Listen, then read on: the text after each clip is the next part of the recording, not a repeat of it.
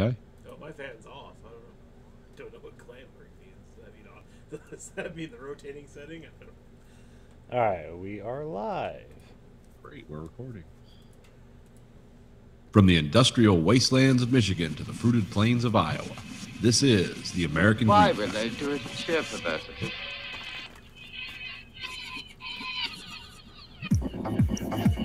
You are the dead. Remain exactly where you are. Make no move until you are ordered. We burn them to ashes and then burn the ashes. That's our official motto. Now we can see you. Clasp your hands behind your heads. Stand out in the middle of the room. Stand back to back. Who can explain the fascination of fire? What draws us to it, whether we're young or old? Here comes a candle to light you to bed. Here comes a chopper to chop off your head. And welcome to the American Greed Factory podcast. This is Nathan. This is Conlon. And I am Job. Let's say that again. I am Job. Oh, okay. What's that from? Oh, Some meme I'm forgetting about? No, it's like some old fucking movie from the 80s where... No, it's oh no, yeah, it's Mrs. Doubtfire. Where she's calling up the house for, like, all the fake applicants or whatever, where it's like, I'll spray you with the hose, Berta! And then he, like, calls back, like, I am Job. Oh. But no, I'm Okay. Andrew. I'm also Job. Oh, that's good. Well, anyway, here we are again. Back in action. An exciting week. Lots of cool stuff happened. I got my taxes done. Oh, yeah? That's always fun. Yeah, I'm not quite paying in yet, but every year I'm creeping closer. It's creeping back. It's pretty soon it'll be, what do I have? Be down to $250 back, and then it'll be, oh, you owe us $1,000. You owe us $14,000 back. I remember those days. Oh, my first 7 years I worked here, it was like, well, how much money we got in savings? We're going to get our taxes done did not mean like we're going to get money. It meant like, oh, we're going to have to empty the savings account. We're going to owe them like $4,000 or something. But what can you do about that? Well, I mean, if the adjusted income keeps going up every year like it has been, then I don't know. I mean, it keeps going up like $1,000 or $2,000 every year, so that's the only reason I'm saved. Yeah. My wages don't go up fast enough, which is not at all every year. Yeah, we just had a weird thing where everybody at Walmart got a 2% raise and like a bonus. Yeah. I think that's because the minimum wage was raised or something. Your Or maybe starting wage was raised to 11. Okay.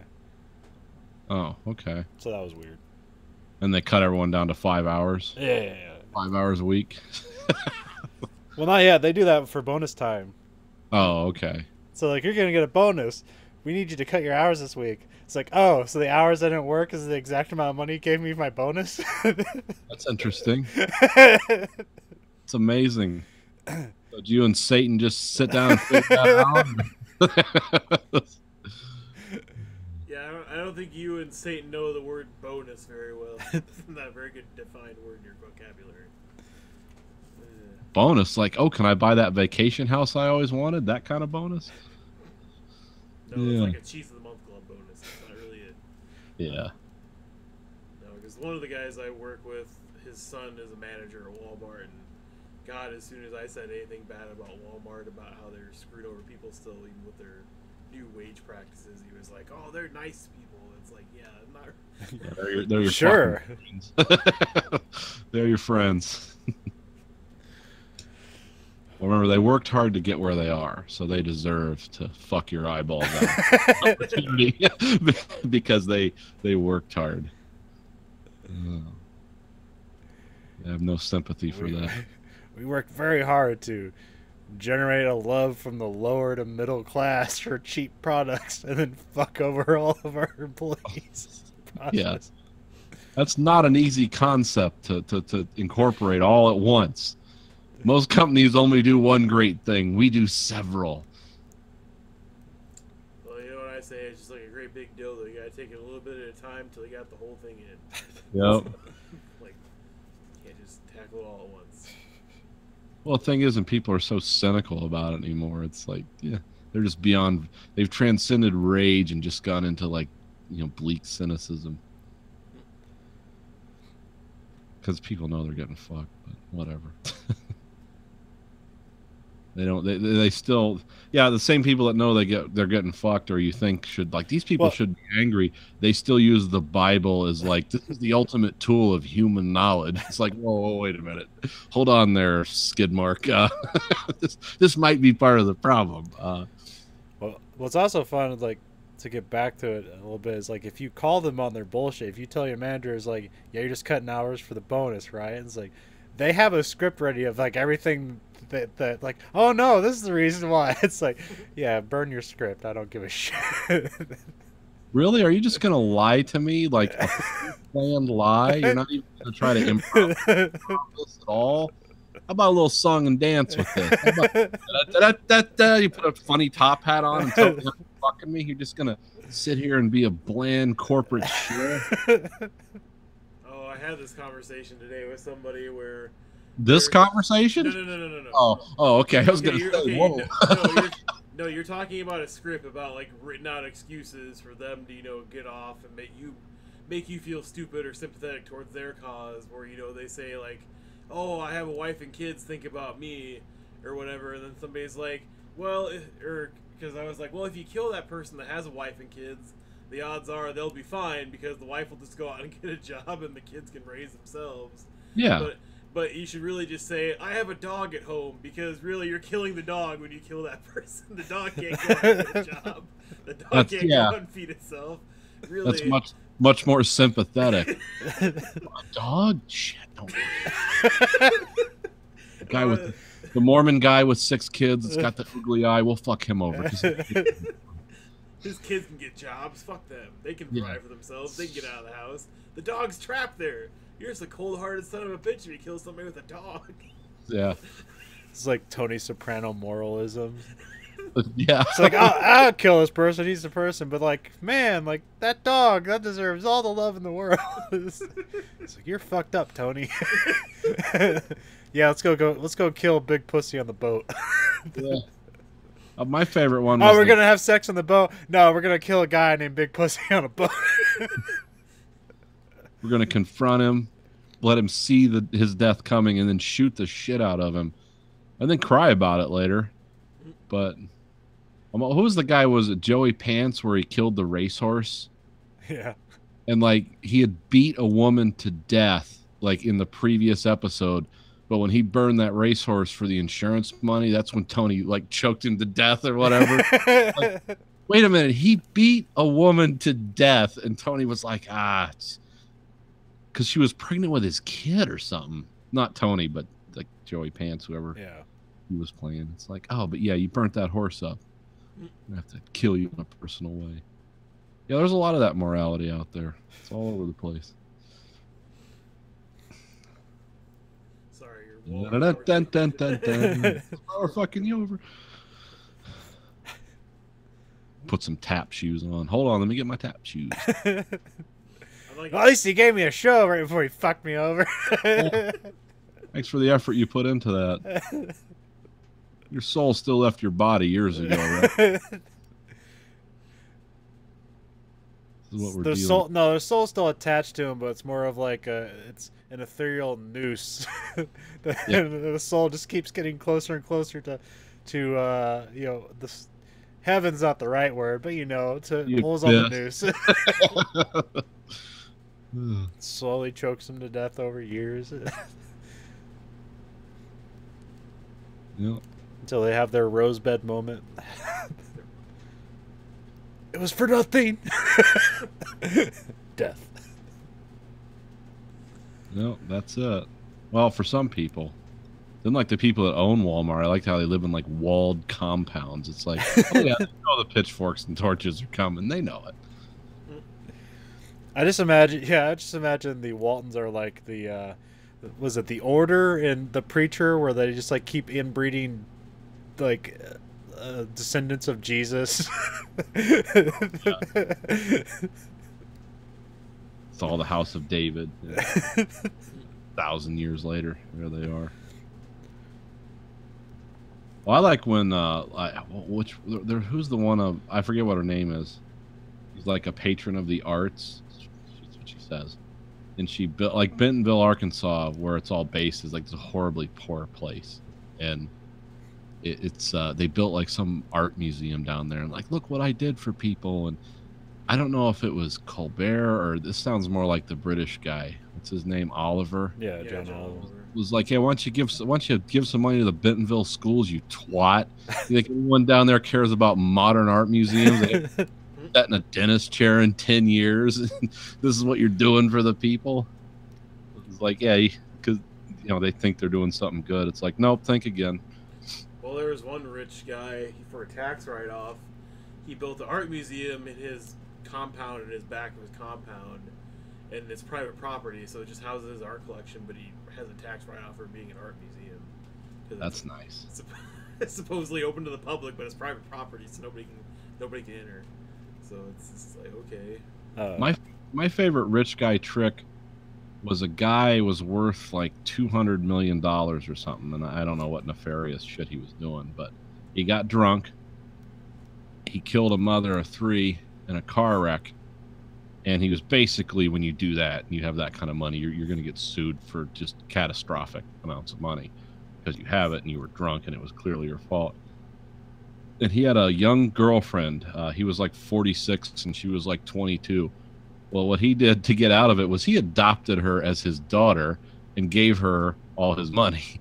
So when they sued him in civil court, he had a net value of 0. Now, of course, you've got to trust that girl, where she's not going to be like, "Thanks, Dad," surprise, which would be justice. But yeah, I guess that's like something that's been done several times now for stuff like that. It's like, oh wow. So what tool of Satan came up with that idea? I know what we can do. Like, we're doing Toys for Tots. We end up in like a weird conversation where we, at the end of it, it's like we're kind of like, yeah, I guess kind of fuck Toys for Tots, huh? Why? What happened? Well, I remember like the first couple of years we did, like the organizers, like, they're all volunteers.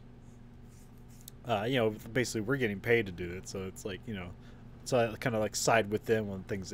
So they talk about like, they give away these toys, and then like they have to check like eBay and Facebook, stuff like that, because like the toys immediately go up for sale as like the people get them. Oh really? God, there's just no bottom with some people, is there? And like, so it was like this or last year, they there was like this giant train set. It was like $300 or something like that, and so somebody was supposed to pick up the toys, didn't, and they were going to get that.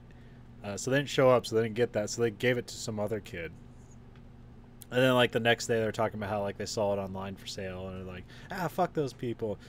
And then my buddy, he's like talking about, it's like, man, I was poor. It's like, it's like they probably live in an apartment. What the fuck's he gonna do with that John Deere fucking tractor thing? It's like, we were fucking poor. We'd like happily accept $300 or whatever just to get by. Like, fuck those people.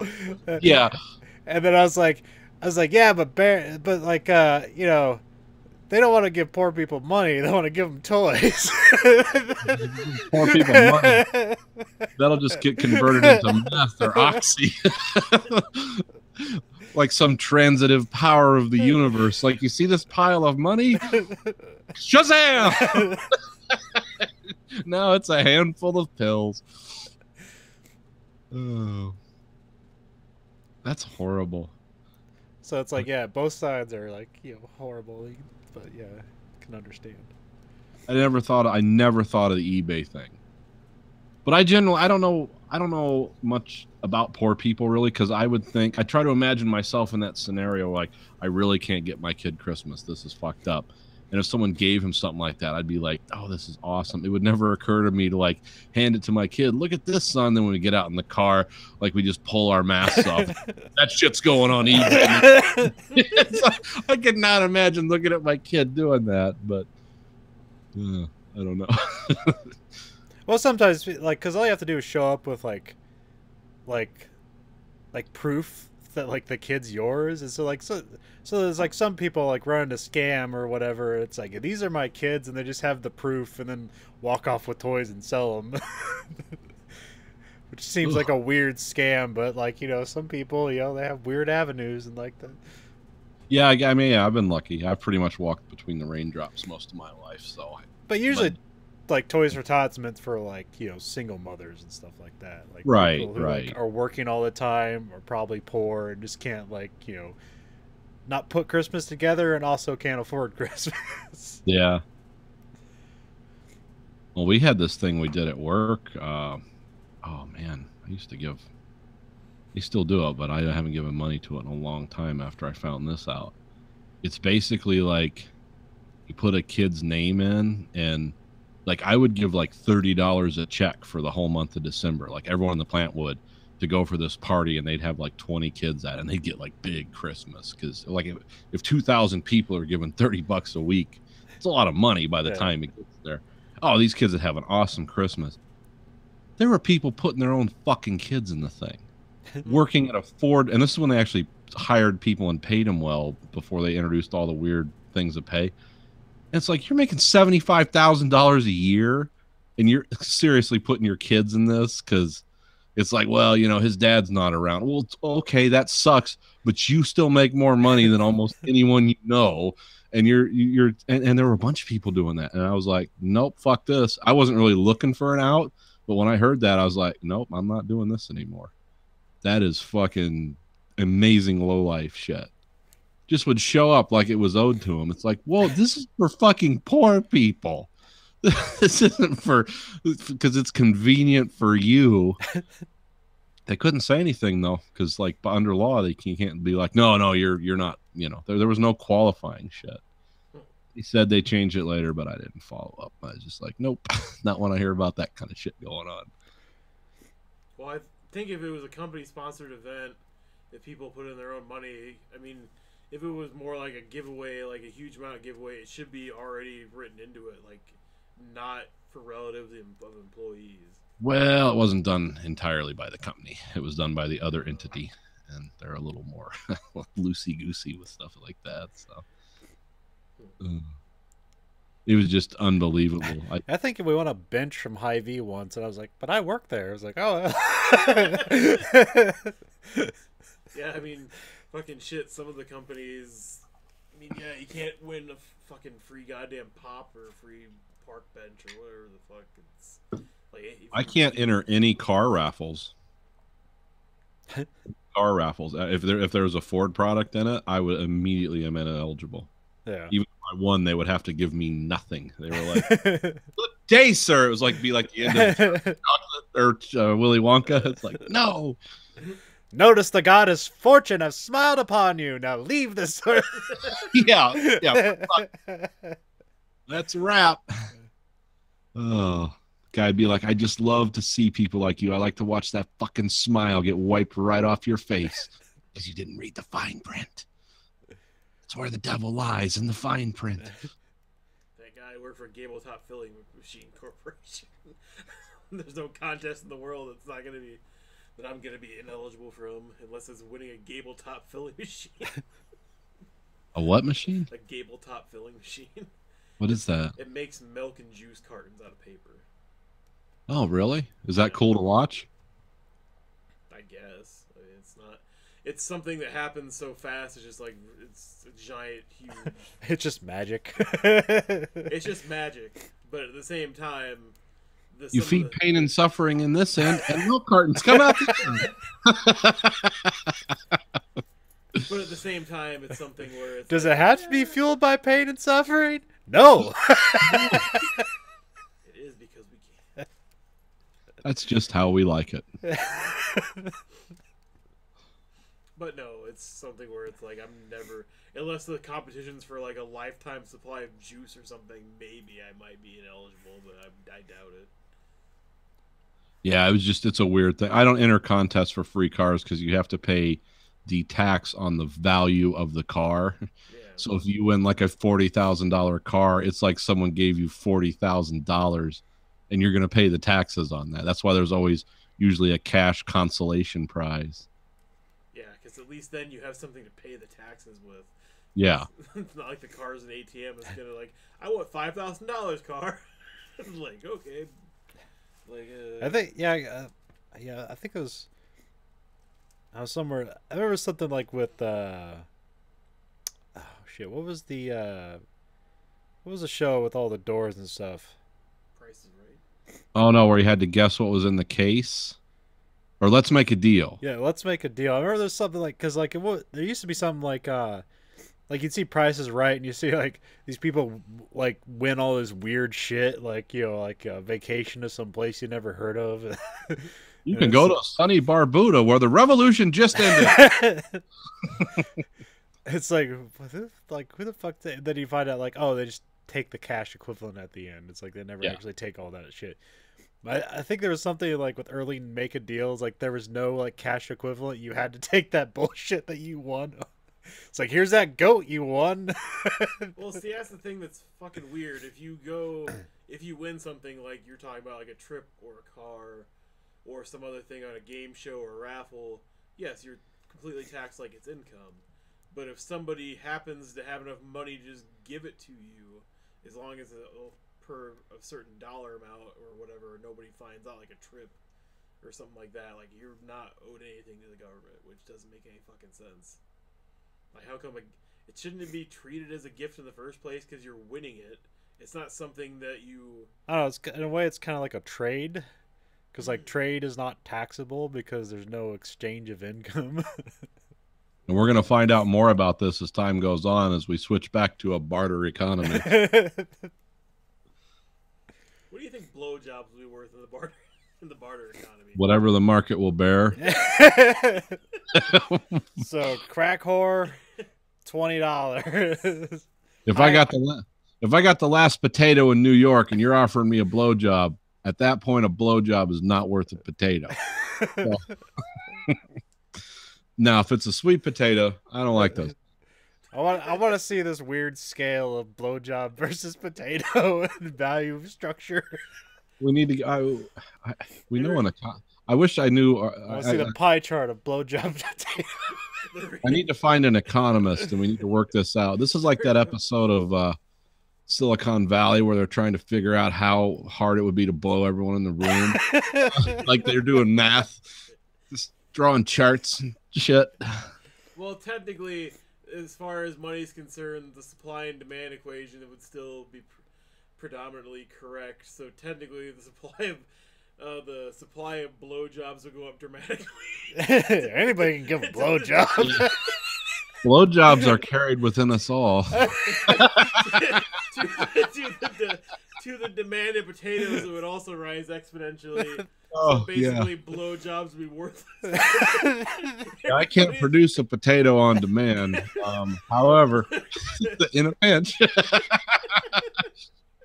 So basically, though I'm resisting it with every cell in my body. But basically, like, you'd have to give like 999,000 blowjobs to get one potato. Yeah. It's the dark math of potatoes and lust. Not so much lust. I don't know if you'd be able to eat the potato after all the blowjobs you had to give because your mouth would be so dry. That's how Reaganomics worked. Yeah, pretty much. Reaganomics was more like, we're going to take a bag and we're going to fill it with shit, and then we're going to hand it to you. And that's your new economy. Meanwhile, we're going to run out of ways to spend our money. It's like they only offer 7 models of helicopters. And in the Reaganomics era, the fucking Gulfstream was only in Series 2. It was dark times. Dark times. And no submersibles. Yeah, no submersibles. Not for civilians. Yeah. Those cars orbiting the planet. I like those meme charts where it has a graph of the world and it shows like a map, and it shows like all the countries in the world. It says number of cars in space per country, and it's always the U.S. And then the next one will be something dark and gloomy like number of countries who lost to Vietnamese peasants, and split up. Or what was the other meme? It's always something like that. It's always the first one, number of countries with a car in space, and it's always America. And the second one is always something awful. Number of countries that actually use nuclear weapons on people. Always like something cool and something bad. But there's been some people like throwing shade at NASA because it's like, look what SpaceX can do, and like they do it so much cheaper. And then you find out like all their business practices of like fucking labor over stuff like that. yeah. But yeah, that's fine as long as there's progress. Yeah. But then like you remember like, oh wait, this is a corporation. All their inventions are like, well, I'm not sure. Do they have any kind of like open, like, do they have any proprietary shit? Because I know like some of their stuff is like just open source, but some of their stuff is proprietary. But like NASA, all their shit is just like open source. Yeah. It's like if NASA made it, it's like they'll give you the specs on it and you can just make it yourself for consumer purposes. Yeah, that you've already paid for. You technically, the public, are the owners of it. Because there's like this NASA like business technology thing they talk about, where they like take the technology that NASA makes and like they send representatives out to businesses like, hey, here's the cool stuff we made. You guys want to like do something with this? And like the billions of dollars it's generated just to like give you, especially with startups, because there's a lot of startups that like they base their whole like company on technology they've just taken from NASA because they gave it away for free. Yeah. You guys use this? You can wirelessly connect computers. Think that'll apply to anything? Here you go. Ever heard Tang? Yeah, it's NASA's always been. Don't shit on NASA. Yeah. Oh, it's everything they hate. All these fucking business scum are like, what? Give it away? Like have the public own it? Fuck that. How can I have a third ranch and a fifth mistress if we're giving all this shit away?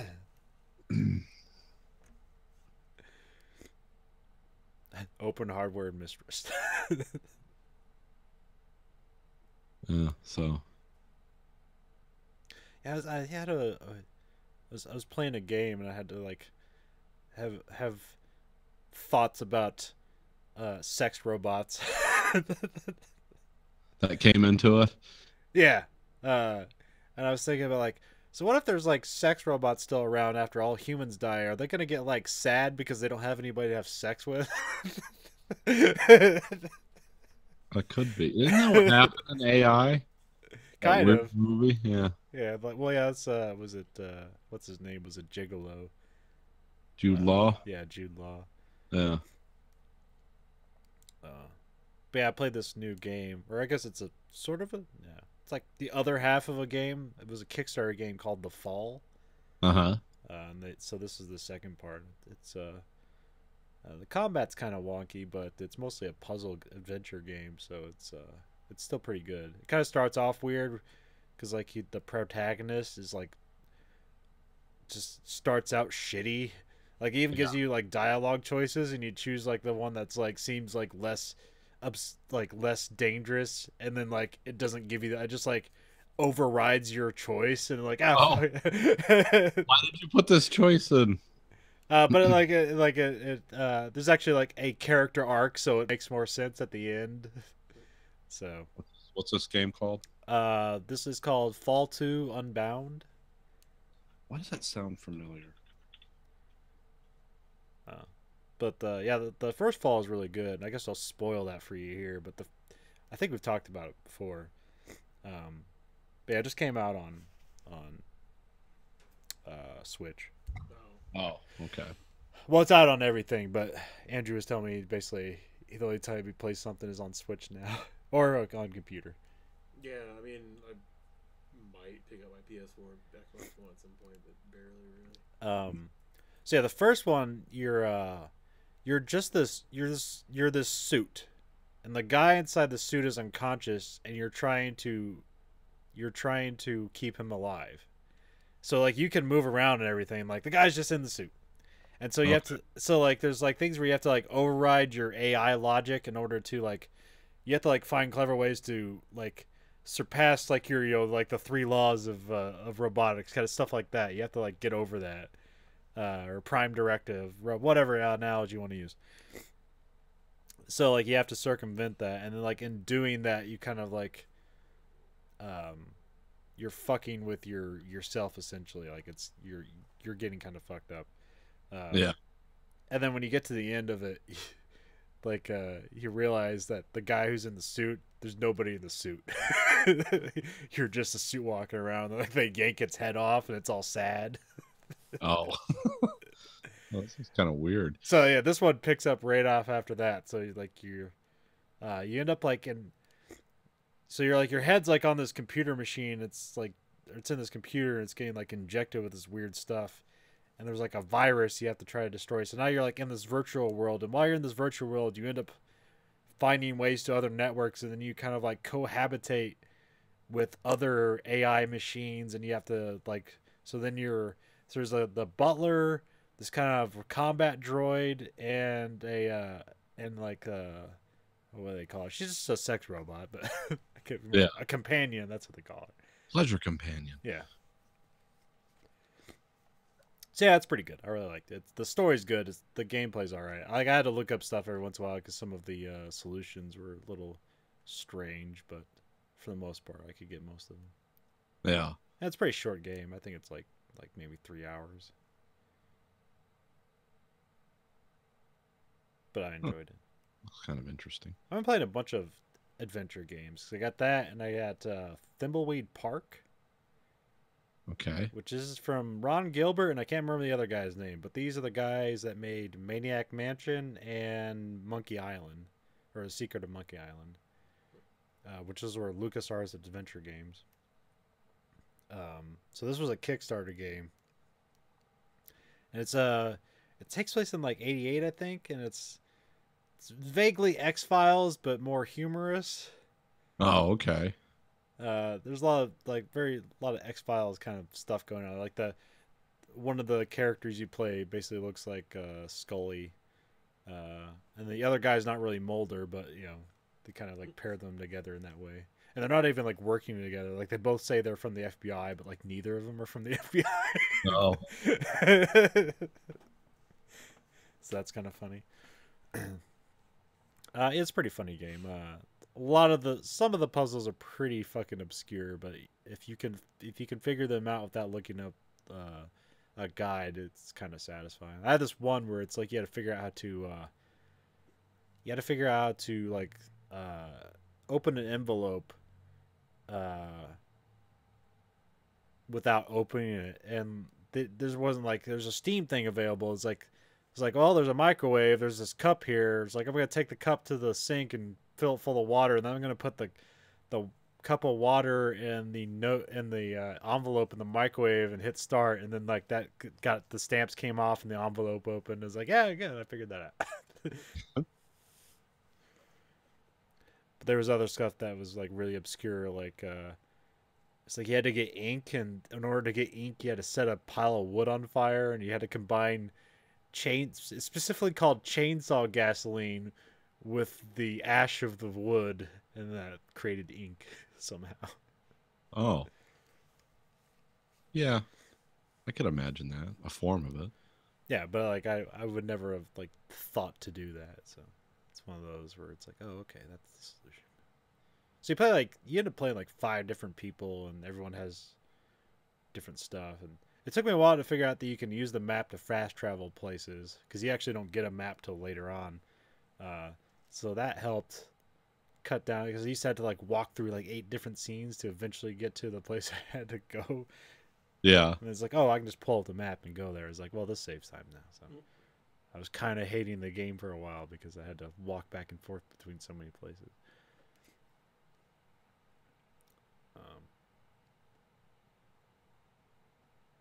Yeah. There's probably some other adventure game I was playing, but those are... Oh, yeah, I picked up Night in the Woods, but I haven't played that yet. I've never heard of that one. Well, there's a lot of these I haven't heard. Yeah. I didn't really get into adventure gaming until, like, way late.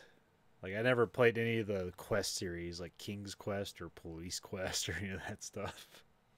Those are the Sierra games. Yeah, I vaguely remember those. I don't think I played any of them. I played mostly of the LucasArts ones. Oh. Well, I started with their last one, which was Grim Fandango. And then Telltale started putting out stuff, and then they started doing remakes of the old stuff. So I played like the Curse of Monkey Island remake they did. Recently, they put out a Full Throttle remake, which was pretty good. And I played Day of the Tentacle, which was really good. Day of the Tentacle. That sounds ominous. Yeah, it's like a really funny game, but the title makes it sound like it's some weird 50s sci-fi movie. Oh, but it's not in that genre at all? No. Like you go back in time and talk to George Washington, and like it's like what does this have to do with the tentacle and the day of the tentacle?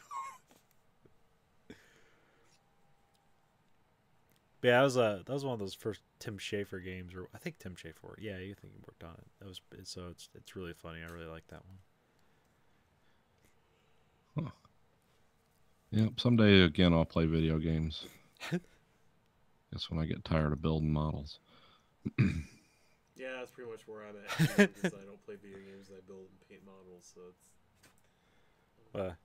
Well, the newest game I got, which almost don't know why I got it, but I just had to know. It's pure curiosity. Is it came out with Metal Gear Survive? Okay. Which has with Hideo Kojima doesn't work there anymore, so like basically has like nothing to do with anything he's ever done. Oh, so they've just banished him, huh? Yeah. He's working on that Death Stranding game. Yeah, I can't wait for that. It looks like it's going to be real easy to just jump right into. But yeah, so they made this.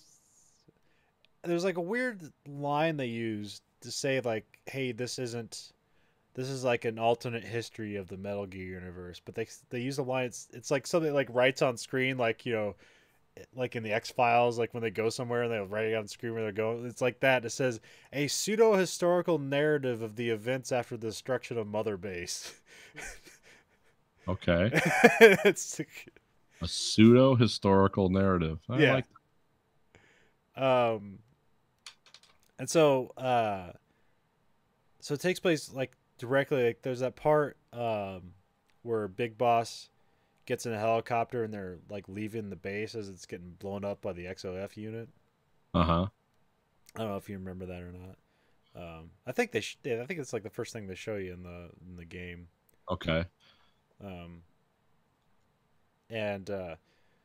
then like they stay on the base after like the XOF just leaves and the base is just falling to pieces, and then all of a sudden a wormhole shows up and it starts sucking things into the wormhole.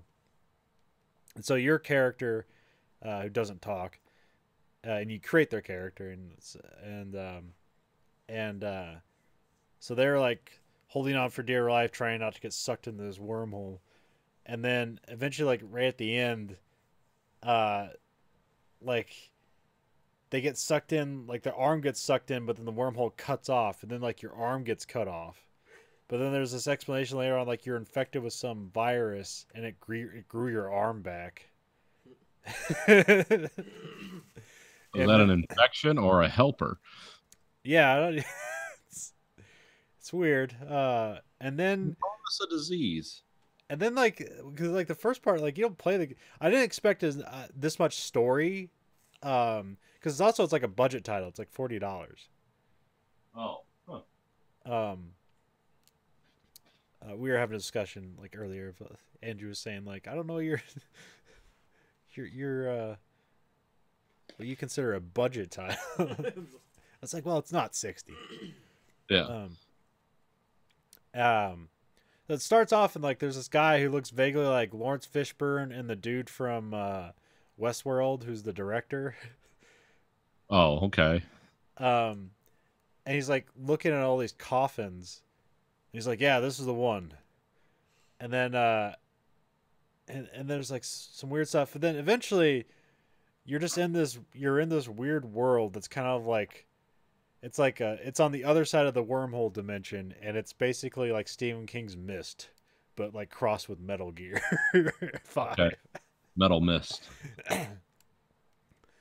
And there's like even like there's like a weird like giant like bug creature that's just like walking around and like what the fuck's that thing? It just has like it's like 6 stories tall and you just see like 8 legs just crawling around.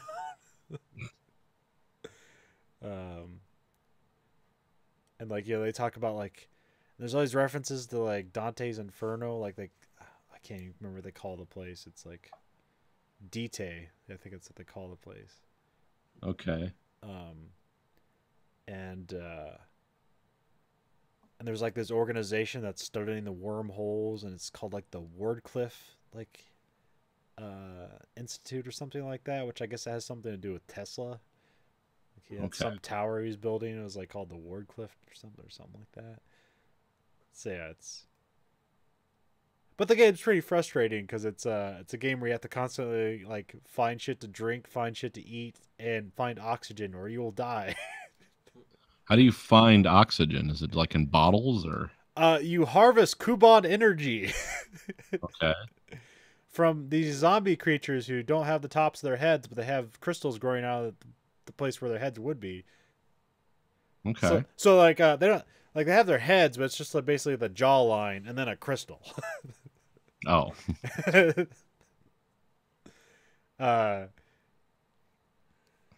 And so what's driving these wormholes in this realm? What do they want? Yeah, that's the They want worms for their holes. Exactly. That's kind of like what's interesting about the game so far is like I kind of just want to see the story because I wasn't expecting any. I thought this was just gonna be your run of the mill survival game because there's tons of shit out there like this where it's just like bang 2 rocks together and now you have a club, and then like eventually you'll have machine guns until somebody kills you and steals all your shit. There's like tons of those games out there, but Yeah. this thing has like some weird hooks to it where it's like it's frustrating, but I'm continuing on. I must know the answers. Yeah, it's pure curiosity because it's definitely like here's a C grade Metal Gear team putting together a game. It's like wow, C grade Metal Gear is still okay. Here's some guys on their last legs before the Yakuza kills them. Better make this work. Yeah, because I wonder like how many people were like left over who like didn't leave with Kojima and like but stayed there at Konami and then decided to make And it's weird that they put out a game at all because they just decide because mostly they just don't put out any games except for that soccer game they put out, but that's just because soccer games sell like crazy. So Yeah, everyone else in the world seems to like that. well, I think it's like their FIFA game is like it used to be like all about Madden because Madden sells so well here, but FIFA sells well here and well everywhere else, and it's actually like the biggest game they own. Oh, really? Yeah, I guess that would be true. Everyone likes soccer, or at least most people do. Well, it's just an easy thing to put together. It's like anybody. Yeah, it's a low infrastructure game. Yeah. It's not like football or baseball where you got to customize stadiums, lots of gear. What do you think is the most complicated sport? Is it ice hockey, or is there more complicated sports? As far as like involving equipment, yeah, ice hockey's got to be up there. And you have to maintain a rink with frozen ice, which requires a lot of refrigeration. I'd say the Hunger Games is probably Yeah, the Hunger Games is that's killing a man's always an expensive proposition. Especially with like weird, wasps and fire and acid rain and basically a hollow projector dome that makes people think they're trapped inside a real arena. Did you guys ever see that indie movie called Survivor Series 6? No. I think that's what it's called. No, I've never seen that. I can't remember if this is like in the wake of Survivor or just reality or the beginnings of reality TV, but it's just an indie movie, like digital cameras and stuff like that, and it's people enter a contest and they have to murder each other to win. Oh, okay. It's a pretty dark comedy, but I remember liking it. How long ago did this come out? I think it's like 2003 or 2002, something like that. Yeah, Huh. I mean, you have a computer, you can look it up. Andrew, look it up. Okay. Nathan's doing model stuff. No, I'm just playing with my hands. Oh, okay. Playing with a stick. No, I don't do model stuff on the pod. That'd be weird. Okay, guys, go ahead. Never hear Well, I from keep me. seeing you like turning around and throwing something away, and I have no idea what you're doing. Wait, what was it called? No, I'm picking something up. What was it called again? I think it's called Survivor Series 6. Yeah, I haven't. There's so many movies and stuff that came out. Like, are those Maze Runner movies? Like, is that like the Hunger Games? Yeah, okay. I mean, it's like your young adult in peril movies. Yeah. Right. Because there are no more Hunger Games books, right? They shot all those. Yeah, those are all done. I mean, they turned the last one into 2 movies, so. Yeah. But they're still prequels.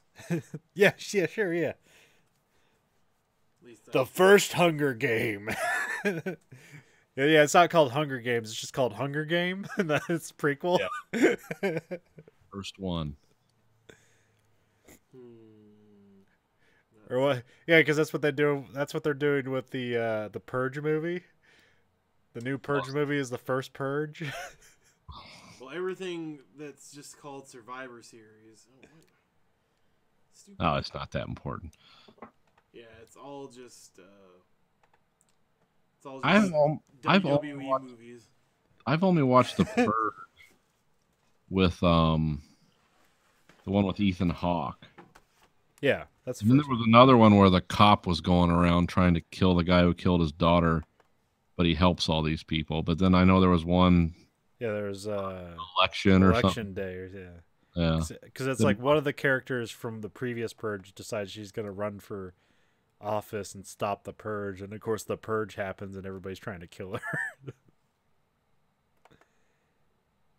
Yeah, the thing about the Purge is like some people are like watch it like, oh, what a weird, terrible idea, and other people watch it and it's like, when's this gonna happen? When are we gonna do this? It's interesting how people interpret it. Like that. Wasn't that Like Jerry that one actually- Bruckheimer film originally or something? What, the Purge? Yeah, didn't he produce that or? I don't know, maybe. I don't know, maybe. But I don't think he has any involvement with that, because that was like. Did it have a bunch of unnecessary jumpy cameras and explosions for no reason? Yeah, I don't know if he. Like, I could be not reading it right or misremembering it. I don't know. well, it didn't have Megan Fox in it, so it couldn't have been Bruckheimer production. No, I think people. I obviously don't think the Purge would stop crime or whatever for what, a year between each one, right, or something like that, based on the movie. Yeah, I'm not sure. I mean, it's meant to be a farce. It's not meant to be something where it's like, hey, this is a good idea. We need to start doing this. Yeah, that'd be a good idea for getting rid of people that just obviously seem to want to go out and kill people. Like, Well, that might be one thing. one Yeah. night a year, let them weed themselves out. Just stay inside your homes. Defend yourselves if it comes to it, but just let them kill each other. There it is. Yeah, it wasn't called Survivor. It's called Series 7, The Contenders. Okay. Oh, Because Survivor Series, like all these WWE. Yeah, videos, because that's the like, name of a WWE pay-per-view, Survivor Series. That's when 5 guys and another 5 guys fight each other. to the death. And if one guy pins them, then the other team only has 4 guys left. I'm confused. The 2 Five Guys restaurants fight, and then the one guy outside that comes in and pins another guy, and there's Exactly. 4. It's like, I'm just wholly confused. Me too. Well, we watched a movie this week. Yeah. This is another IFC channel / Criterion Collection. Well, I don't think it's actually in the Criterion Collection. Oh, I think it's just on Filmstruck. whatever. It was. I'm It's on not the sure. Criterion Channel. Huh? It's on the Criterion Channel. Is it? Yeah. Okay.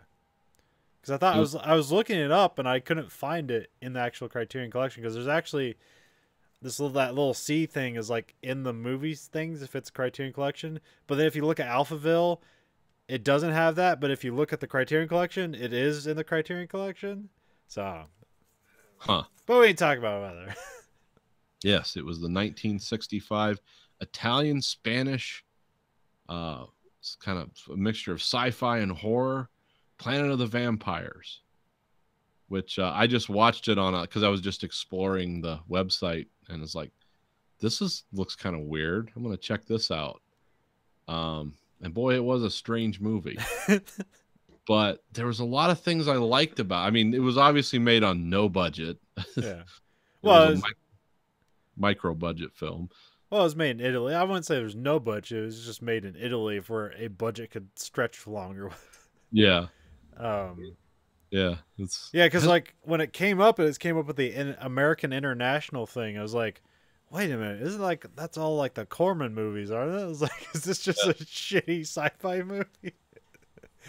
Well, that's what I thought at first. I had no expectations. I was like, I'm just gonna watch this. And then I was like, oh, this is definitely a product of its time, but it's also kind of ahead of its time in a few ways. I just well, I thought like the miniatures, or probably lack of miniatures, yeah, are terrible. It's like, hey, we just bought a toy ship. Yep, here it is. But like the set designs are pretty well done. The clothing's like pretty weird and like well done. It's like, oh, these are just the X-Men suits from the first X-Men movie, but like 40 years before that. Well, they say like that look. This movie, I guess, I didn't know. Like I said, I just watched it and then I did research on it. It's like inspired so many, like Alien harkens back to this. Well, I don't know exactly that because I looked that up too. It was like, but he said, yeah, there's a lot of parallels between this and Alien. In terms of we're going to the weird planet, we find there's obviously a parasitic form of life, and then we find another crashed alien ship. And he said there would just seem to be a lot of parallels. And yeah. Ridley Scott never sat down and said, yeah, this is why I made this. But no, that's the thing. I didn't hear about the Nicholas Refling thing. I don't remember the part in Alien where the guy tries to open a door with a tuning fork. But I might be wrong. Well, I mean, that seems sort of the reminiscent of the rocket jockey thing, but that's also, that's also them just like looking at, what's that guy's, Giger's art and just like, hey, look, can we put this on film? And working backwards from there rather than the other way around. Right. But this, and those suits, I forget how many movies that's appeared in.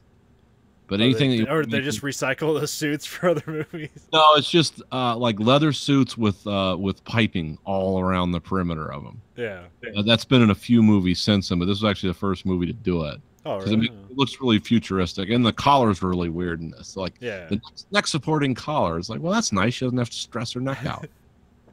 Well, I thought they were the vampires just because like the title's so fucking misleading. Well, this is a movie that was shot in, what was it, 1, 2, it was like 4 different languages were being spoken in this movie. Because it was, the lead guy was an American, so he spoke his lines in English. The lady next to him was Brazilian, so she spoke her lines in Brazilian. And, well, usually, like, so with these kinds of productions, usually what they do is, like, even if the actor doesn't know, like, English, they just have them phonetically pronounce the English language, and then they're just dubbed in later. Because I think everybody's just dubbed in. Yeah, pretty much. But in this one, they actually did their lines in their native language. Oh, did they? Okay. For production. Because if you pay attention, like the one guy's, he's just speaking English, and the guy comes up next to him, and it's like, he's not speaking English. His mouth is moving, but... Because that's something, like, pretty common in like especially Italian movies, because you watch all the like what do they call it, the Fistful of Dollars series, spaghetti westerns. Well, in general, but like the series, 3 of them, like Fistful of Dollars, A Few Dollars More, and then The Good, the Bad, and the Ugly. Yeah. So like all that, like, because if you recorded audio back then, the audio was so terrible that if you recorded any production audio, it was unusable. So they just didn't. So like everybody's voice is just dubbed in later, like including Clint Eastwood. Like none of it's on-set recording of voice. Oh, okay. See what you're saying. But that was pretty common back then. But also, it's like kind of like why those movies have like kind of a more of a visual flair to them because they're not really concentrating on dialogue. Yeah, they're not like closing in on their mouths and like doing intense dialogue scenes. But no, this movie was definitely ahead of its time. Well, I mean, I don't know what. Some of it was, yeah, a lot of it was like goofy 50s techno science fiction. Because like, when's 2001: A Space Odyssey? That was it's like the 60s, wasn't it? 68. Yeah, so that's like 5 years later. Yeah, but for this kind of movie, and for some of the, I mean, I guess the thing that stuck with Because me, I don't like. Well, I watched this like so many planet movies, but I was reminded of Forbidden Planet and also This Planet Earth. right, This Island Earth. Oh yeah, This Island Earth. Yes. Yeah. Well, this movie, I especially what grabbed me was like the real dark ending. Yeah. Like, oh, they got away. They fought the battle. They got away. It's like, nope, they didn't. Why does yeah? Oh yeah. I just like the twist where it's like, oh, we can't make it home. It's like, oh, well, obviously they can't make it to Earth then. And it's like, oh, we'll just settle on this planet here, and it's Earth. Yeah. It's like, all right, well, I guess that's a pretty good twist. Well, just a downbeat ending. It's like, yeah, the heroes are fighting. They're going to get away. This is like a 50s or a 60s movie. It's like the good guys always win. No, not in this case. Yeah. And this movie, visually, it looked kind of cool in a way, in an old way. No, it had a flair. Like I said, the production design is pretty good, except for the miniatures suck, but that's okay. Yeah. Yeah, there's aspects of it that's well done, especially probably for the budget they had. So.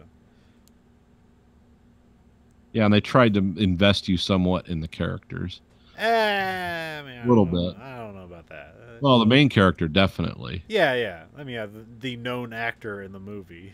Yeah. But, like, I wouldn't say, like, there's a whole lot of, like, well-developed characters throughout this. Well, no, they're just running around acting like maniacs most of the time. And for no reason. Apparently no reason. But, yeah, I didn't regret watching this. I didn't know what I was getting into. It's like, I'm going to watch this. And it's like, oh, okay, this is actually kind of cool for what it is. I like that, like, whenever somebody goes to sleep, they just, like, sleepwalk, and they'll either try to kill somebody or sabotage the ship. Yes, the meteor. What was it called? Was it the meteor deflector or the meteor rejector? Meteor rejector. Yeah, they're always trying to fuck that up.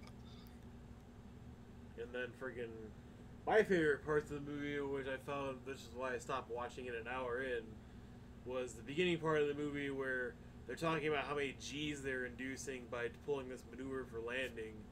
And it was like they got up to 40 G's, and everyone's kind of wivering around the floor and just kind of struggling to breathe and stay conscious, which is all way more realistic than the one really old guy just still kind of bopping up and hitting switches and acting normal and staying conscious the whole time. It's like he would have blacked out. He just had more of a will to live. And then the other part is I kind of probably about 30 minutes in, I paused the movie, go to the bathroom, came back, I read the description because I hadn't done that yet. And so it's talking about, oh, there you go, the sister ship, and find all this carnage and all this other stuff, and then I wasn't expecting anything hugely impressive, considering the obvious dubbing, the small budget, the decade it was made. But everybody just oh look, I didn't know you could die from small cuts on your faces. It's like, damn, I should take care of my face more. It's the untreated wounds that get you. And so the rest of the most of the movie, I just found myself doing my own Mystery Science Theater 3000. Oh, it's dialogue. totally perfect for that. And so, yeah. The beginning part of the movie where the guy's got his head in that fucking red visor doing the infrared scope, where just flashing red lights in his eyes, and the captain's like, "Do you see anything?" "Well, if I can get the red lights on my eyes, I might see something. I don't know." And then also the beginning part where the captain's just staring at the comms officer, one woman, the redhead.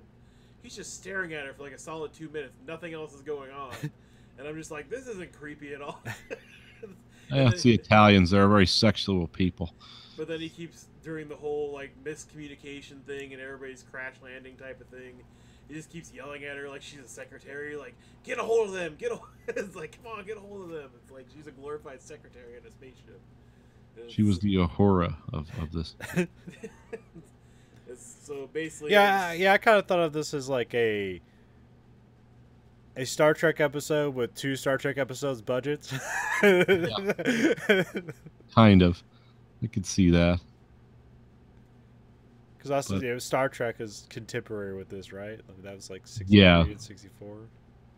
Yeah, this isn't a movie like if this movie was made like in the mid 50s, it would have been, whoa, this is really out there. But this was, and you could tell they try to like shoehorn horror elements into it, because like the people are like zombies, and we got to do the makeup and Well, yeah, this is also probably a time where you can't like do a whole lot of blood or violence or anything, so they did more of a psychological thing.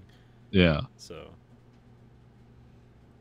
But I actually enjoyed this movie, and I really yeah, wasn't for- expecting to. and like yeah, I mean, I watch just about any movie, so I'm like down for it. Except for musicals, I don't like musicals. Yeah, I don't get that.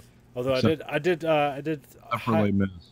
I did wish, or I did put on the watch list some weird Polish horror musical. Okay, what's it That called? sounds I can't remember. It's on the watch list. But Oh, okay. horror music. Is it? God, I'm not gonna say that. No, I don't know. I enjoyed making fun of this movie while watching it. I don't know if I enjoyed the movie itself because I kind of thought the whole. I mean, the point of the Criterion Collection is to basically uphold either, I guess not gems, but good reflections of cinema that either hold up through time or need to be preserved because of something they represent in either the advancement of film and the arts or just basically being a good example of a good movie, basically, right? no, not taking like because like they'll do schlocky movies too. It's like this is important cinema too. But like I said, this isn't actually a part of the Criterion Collection, as far as I know. Tried to look it up and I couldn't find it being actually in there. Because like the Armageddon's in the Criterion Collection. That's not a good movie, but like what it focuses on is like, oh yes, technically, like in the technical aspects, this is one of the most well done action movies ever put to film, especially at the time or whatever. The special effects looked pretty good. It had a good cast full of like indie people, and then Bruce Willis, and then there's good action scenes or whatever. But it's a terrible movie. But there's that's more like The Rock's also in the Criterion Collection, but that makes more sense because that'd be like, here's a shiny example of a well done action movie. No, I know. That's the thing. It's like I can see The Rock being a great Criterion movie, but yeah, Armageddon, fuck no. Unless it's like this movie needs to be preserved because of the Rock ballad that went with this movie. I don't want to close my eyes. I just want something to you because I'm a gross old man. There's on that's pretty good disc though, the Criterion. I don't even think you can get it anymore, maybe, but there's you just watch on YouTube. There's a outtake reel where like Billy Bob Thornton's like doing his Sling Blade like impression and stuff, and like talking about like meteors and shit like that. It's pretty funny. Bruce Willis did some. There's like that part where he's like before he self detonate, kills himself, but blows up the asteroid. Like there's like the zoom pant where they like zoom the camera in on him, like on his face, like right before that happens. And there's like just where he does like weird takes where he's like, "Nah, do I hit the button?"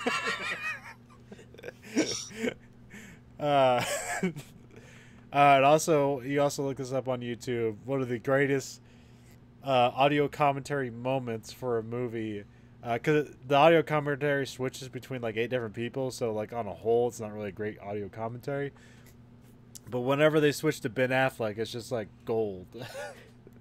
Because there's a part where like they have like the the NASA guys are like have a drill that they like reverse engineered, and Bruce Willis is like, this is all terrible, you have all this stuff wrong, and like Ben Affleck's like, it's like they're fucking NASA engineers, like how hard can it be? Point the drill at the ground and hit go.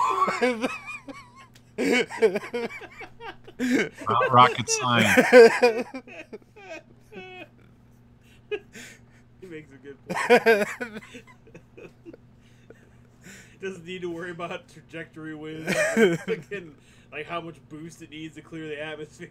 It's just basically like, oh, what's the toughness of the rock and how tough does the blade need to be and how fast does it need to spin? It's not really, it's not clearing an atmosphere and going through space with multiple layers of pressure.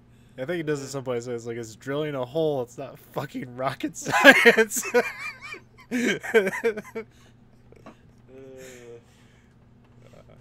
Well, you know, Bruce Willis just wanted to seem smart for a second, so you know he had to really downplay the engineers. Well, yeah, but, I mean, there is. I mean, they do. There is like, you know, you can't just point the fucking thing at the ground and hit go. That's not how it works either. But still, it's like, I think it's easier to train NASA engineers how to use a drill than to train some drillers how to go up into space. I just like how the whole premise of the movie is that they're the people that can get the job done on Earth, no matter what type of you know, environment they're in. Yeah. Whereas like it's fucking an alien environment where you don't know what you're gonna get, what you're gonna run into. So why are they the best people for the job? It's like, why not just train like you said? No, why not train the astronauts how to drill? It makes about as much sense. So. Well, I mean, I don't know how they started, but you know, eventually at some point somebody says like, we need relatable characters, and nobody relates to scientists, but they can relate to like dumb oil drigger. Right, so okay, here's your relatable character. The alternate plot for Armageddon is that they're on a space exploration mission to drill for samples on like fucking Mars or some shit. So they already have a drilling rig on there, and then NASA finds out after they get out of orbit from Earth and they're all the way on their mission, there's an asteroid that's gonna hit Earth, and so there's this drilling expert, this everyday man, Bruce Willis, on the expedition with them. He's just there for, you know, being a nice guy to his country or some bull fucking shit. Who cares? But so they intercept the asteroid, then you have all your stupid fucking shenanigans like, I'll save you, I'll blow myself up bullshit. And it's like, you still have a movie that works with no like I don't know, all the like Michael Clark Duncan like asking for all this shit and everybody else asking for all their like best wishes in the world because they're gonna die like in space montage, and I don't know. You don't have all that stupid shit on Earth, basically. Yeah, I don't know how much Armageddon was written. Seems a lot of Michael Bay movies are kind of hobbled together. Improvised. It's like, we spent $5 million on this action scene. We're definitely gonna get that, but like we have to string together dialogue and shit. And like, we'll figure that out. I'll bet if you look at the explosion of the asteroid very closely, you'll see Optimus Prime falling from the asteroid when it blows up. Yeah, speaking of which, the last Transformers movie, I think, got nominated for every Razzie Award. Oh, okay. Oh, shit. Microphone down. I haven't seen that one. And I probably won't. I don't think I've seen the last two. I saw. Wait, no. Yeah, there's just one. I think there's just two. There's just two. Mark Wahlberg, or is there yeah, I two? think there's just two of Mark Wahlberg. So yeah. I haven't seen anything since Mark Wahlberg took over. Yeah, I saw the first one, but I didn't see the second one. Last one I saw was when they invaded Chicago. That's the third one. Oh, was it? Okay. Well, That's it's been a when while That's for when me. everybody rooted for the destruction of Chicago. I mean, the savior of Chicago. So do we have anything else for Planet of the Vampires? I think so. It lacked vampires. Apparently, the son of the director of this movie, I guess he's a kind of a well-known. You have to look him up. Look at. I think he directed a movie called that Black Mass movie. Is that the one with Johnny Depp? Oh. Well, let me look. It's like his last name. One with Johnny Depp, but His last name is like Bava or something like that. yeah, here it is. Lamberto Bava. Yep, there you go. Yep. Guy. So that's Oh, good. that's cool. Didn't know that. Yeah, there's like a lineage there. So. Well, that is cool. No, the Italians, they don't have that whole movie system over there anymore, do they? What? The kind of like... Oh, we're gonna make an American movie and have like actors phonetically speak. Yeah, they don't do that anymore, do they? No. Yeah, that's kind of a time and place. Like, Yeah. Well, also like this movie, the reason it was constructed as like, oh, let's make this cheap sci-fi movie, and then we'll put it in a double feature in cinemas, and then kids will go see it. Because that was like the thing about, but that was like all Corman stuff too. It was like, it's about putting, let's make two cheap movies, and then we'll have a double feature, and then people think they're getting the money's worth. Or I'm not sure why they did it that way, but yeah, that's how they did things. Yeah, a lot of things in this movie, it was bundled with other movies. The soundtrack, for some reason, the original soundtrack was lost. It was restored in this version. but they used to have like a really even almost like Forbidden Planet kind of generic soundtrack. Yeah. Everyone didn't like, so they're like, "Oh, this doesn't work with the movie." So, but they, yeah, this movie got put together. It was like a creature feature type film, and it was shown throughout all over TV in the 70s and 80s. And Well, the Planet of the Vampires had more than 15 working titles before Planet of the Vampires was decided. Yeah. oh yeah, Yeah, didn't say any of them were, unfortunately. I don't know. It's like that movie Chopping Mall. yeah, You'd imagine, because even in if you look at the poster for Chopping Mall, it's like a head in a bag and somebody holding onto the bag. It's like, obviously there's a serial killer in the shopping mall. But Yeah. no, there's killer robots in that movie. It has nothing to do with the serial killer. oh no shit. Okay, what was my favorite movie with a weird? Oh, Midnight Meat Train or something. Just sounds like somebody's getting raped. Isn't that like a weird alien horror movie? It's a horror. It's a serial killer. Oh, okay. It was a guy, that soccer player from England, always plays a hard guy. He was in a lot of the. He's in like Snatch and Lock, Yeah. Stock, Yeah. Two Smoking Barrel, stuff like that. Yeah, he's a real life soccer thug. Forget what his name is now. Vinnie Jones. Yeah, that's it.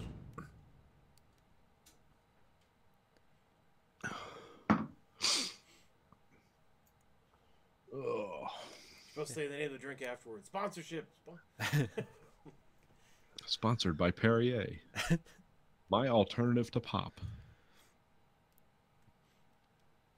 Yeah, I saw Black Panther, but I don't think anybody else did. So we'll No, I find haven't. a way to talk about that. We'll have to work our way into I that. thought- So is it a good movie? I've heard it's a really good movie. It's fine. It's not as good as everyone says it is, but it's totally fine. Yeah, somebody was calling it Black Pander. I've heard some things like why are they overrating this movie? Like the subtle hints of racism. It's like, no, don't do that. I mean, one of the reasons, like, even I went to go see it is like, well, let's support this movie so like there's more diverse movies that come out. You know, instead of the same 5 white people. It's like Yeah. you can't hire Chris Pratt to do everything. Chris Pratt's getting tired of working out, he says. Yeah, that's why he's a beer spokesman now. Yeah, that's true. That's what. He's a beer spokesman now. Yeah, Oh, we're okay. talking about like when he first got really fit for Guardians of the Galaxy. He said like one of the things that helped the most was he just quit drinking. Yeah. Like in the last Super Bowl, he's a sponsor for some alcohol. It's light beer, I think. Yeah, which is definitely a big misnomer. It's like light cigarettes. No lights. What was I talking about? Oh yeah, so yeah, Black Panther, but yeah, it's totally fine. There's like it has like full Verhoeven effect going on there. It's like you can pull a lot out of that movie, whether it was intended to be there in the first place is that's it's hard to judge. But it's nice that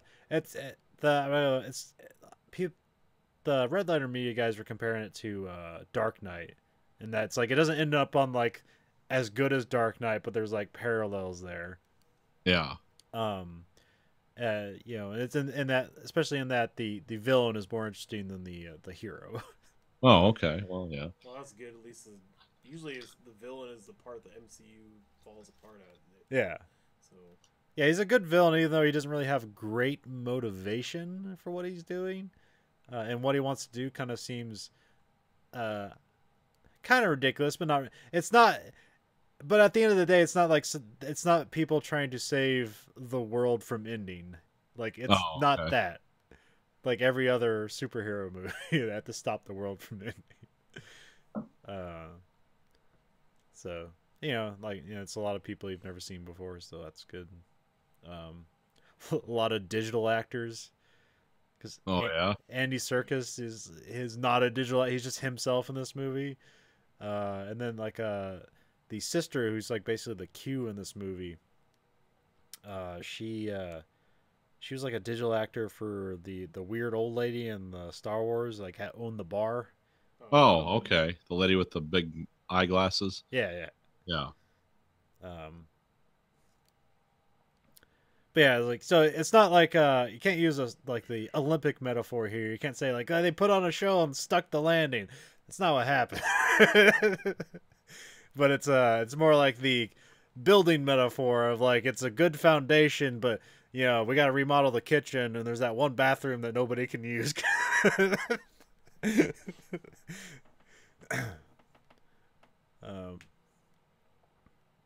Because there's like a lot of ways you can see this, like, you know, it's like here's an entire nation that's Batman essentially. Yeah. And then there's also a lot of like, you can see them, like, you could basically make a Bond movie with this because you have like a Q already. The part where they're in South Korea at a casino, it's like, it's very Bond. It's like they can kind of do like whatever they want with this series, but see where it goes. Oh, okay. Well, now they own X-Men. Now you can marry Storm. Like, just have a weird X-Men Black Panther matchup, or just have anything with Black. Well, they have the relationship they put in this movie didn't really pull it off. That's, but whatever. Also, it was like one of the worst movie going experiences I probably ever had. Why, just 'cause... Huh? Why was it just? So we showed up there, and like we're there like basically right on time for the movie to start. But it was like afternoon on a Tuesday, which figured like wouldn't really be that busy. Peak hours, yeah. And so they don't have like a ticket booth anymore. They just had the concession stand. They sell the tickets at the concession stand. Oh, okay. So it was 3 long lines to buy a fucking ticket while everyone else is buying fucking popcorn and shit and pizzas and shit. Like, it's stupid. $20 pizza, yeah. So we got into the theater like I don't know, like 5 or 3 minutes into the movie starting. So I really don't know what I missed. I know it was the beginning because the title card came up like 2 minutes later. It's like, okay, we didn't miss out, but a whole lot. So I still don't know what's going on here. And then they kind of like recap it later on. It's like, okay, I guess I didn't miss anything. And then so like, well, it's like, you know, walk into a dark theater, and like, so we had to kind of like feel around for our seats. So we just like sit down the first thing available. And then like some other lady comes in, and she's like, she, you know, can't see her seats. So she decides to just turn on the flashlight on her fucking phone and just like shining in everyone's fucking eyes when they're all in a dark theater. It's like, I found my seat. Did anyone stand up and clap? No. Congratulations. There's some dude, he kept having to like go get something for his girlfriend or wife or whatever the fuck. I never saw him leave. I only saw him come back. Oh, that's weird. He came back because like I never noticed, because like he left kind of ducking or whatever when I was paying attention to the movie. But you definitely noticed when he came back. He's holding shit. He's standing. Also, he's standing in front of the screen. And then, you know, unfortunately, there's like, you know, a kid with like mild autism. Oh yeah, I imagine. So he had no inner monologue, so he was just saying whatever was in his head. That's great. Look at that. No, he can't be dead. Yeah, I love that. Sometimes I join. That was the greatest movie ever. I'll start joining in when that happens. Sometimes in a theater. Yeah, I didn't like that. Neither did I. Yelling across the theater. You're the only one here, right? I mean, it wasn't that loud, but you could definitely hear him. Yeah. You know, I don't want to be like, you know, I I want to be sympathetic, but also this is like, oh yeah, this is why people don't go to movie theaters anymore. Yeah, this is why this whole fucking thing is dying. Because I absolutely agree with the guys like on, you just mentioned them, the people that do the funny Red Letter Media. Yeah, the one bigger guy, whatever his name is. Yeah, he's like, theaters are dying. This is a dead venue. You people are all dead. Because every time you go there, it's a bunch of fucking idiots. That's why, like Like me and Grace, like the Annihilation crowd was pretty cool. There was nothing weird going on. No one had their cell phone out. People weren't throwing shit at the screen or yelling and screaming. It was a pretty boring crowd. People kept getting up and getting shit. It's like, didn't you fucking do this before? Like, get set up, recline the seat back, and you don't need to walk in front of me. Because we got the reclining seats and like they have enough space there. They intelligently planned it out enough. You can easily walk by with my seat fully kicked back and recline. Yeah. But there's always the one guy, excuse me, and I'll like tuck my feet in. And then he's acting like he's got a fucking a mountain somewhere where he's gonna like wedge in or he's gonna fall to his death. Dude, you got like this much fucking room. I mean, it's really, you're fine. My fat ass could get by you with the damn seat up. But yeah. Yeah, when you say excuse me and I'm reclined, you get a feet move from me. I'll make a couple of L's for you, but that's it. Yeah, I don't like the people getting up and getting down. I'm getting up for a piss or whatever. I get that. But when you're doing this 3 and 4 fucking times, it's like, are you diabetic or something? Or you just got to constantly be eating shit? What are you doing?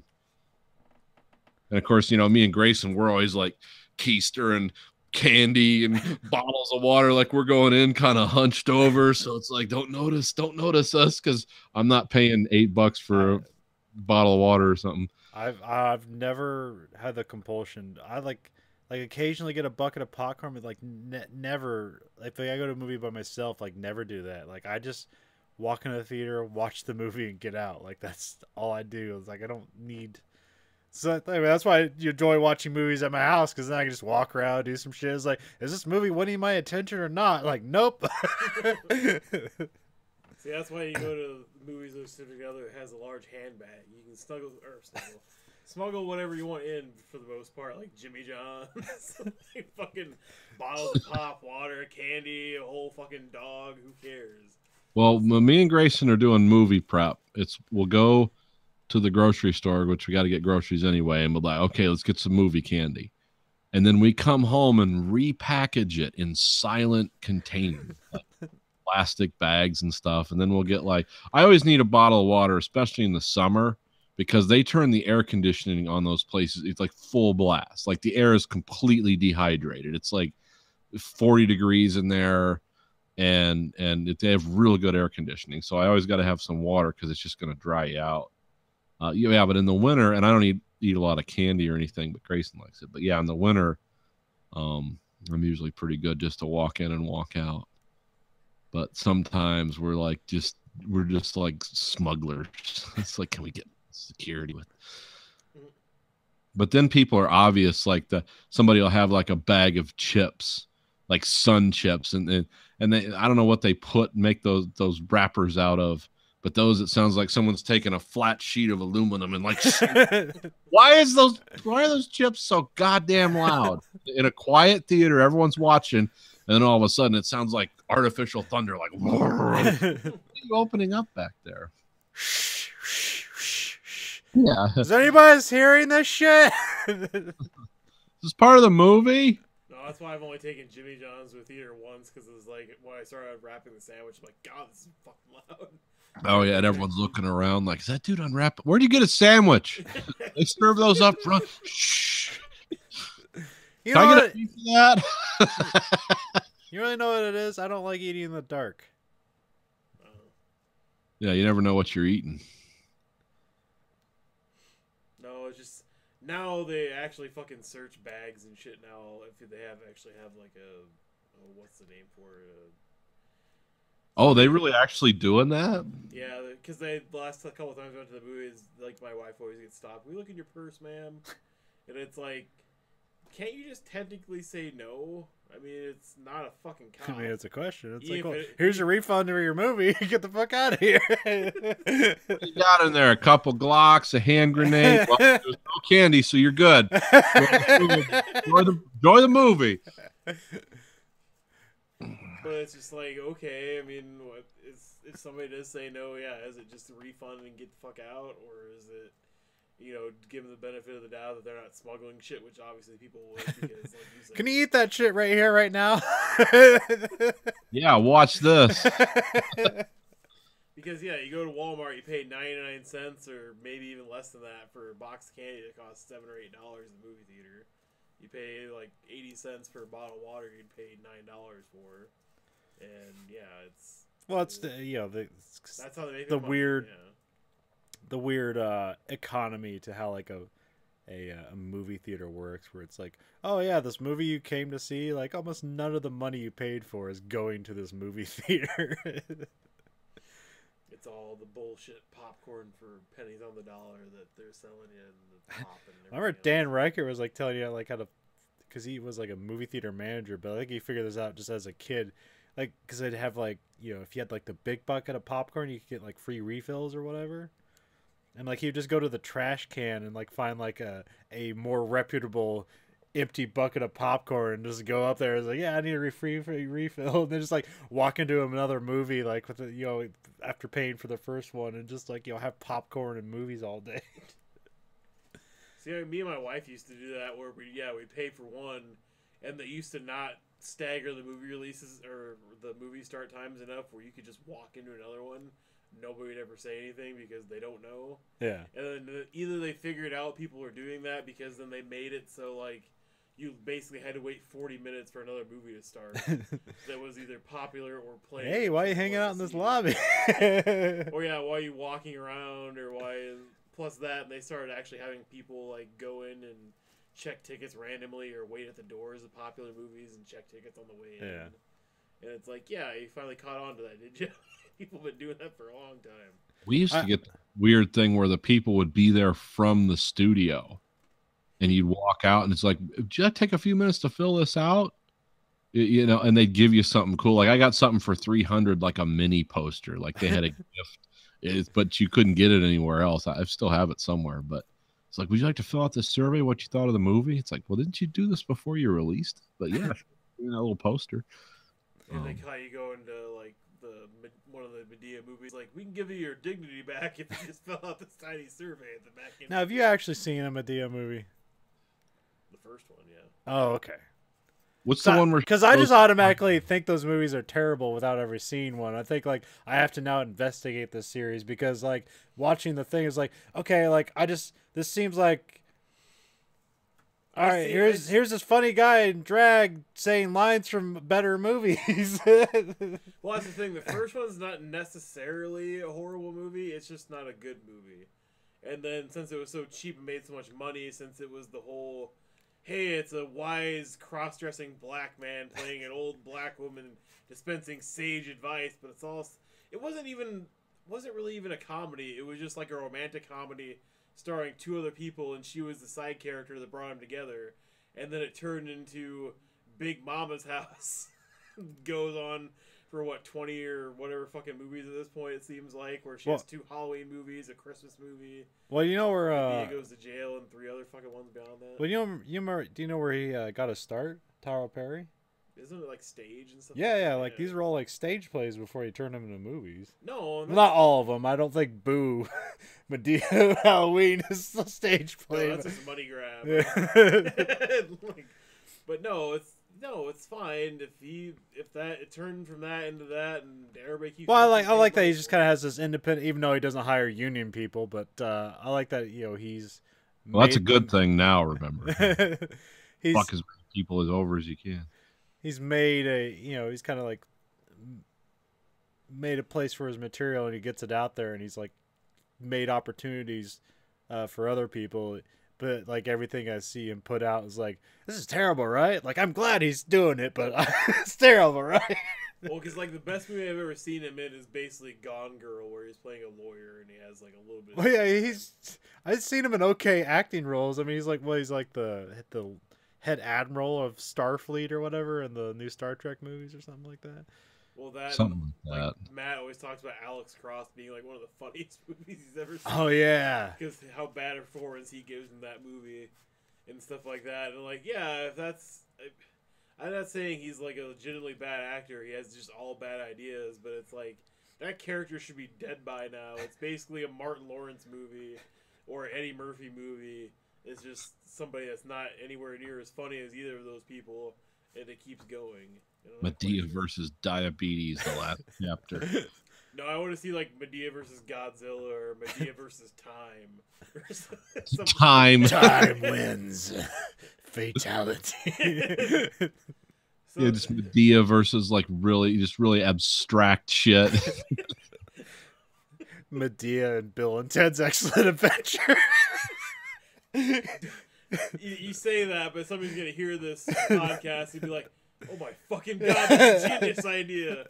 She can give out sage advice, and they can keep going, dude. And then everybody, they want to see Bill and Ted, they want to see a Medea movie. That's gonna make so much fucking money. Like Keanu Reeves is so on board. They can keep going, dude. Needs to be a misquote on a T-shirt. Fuck.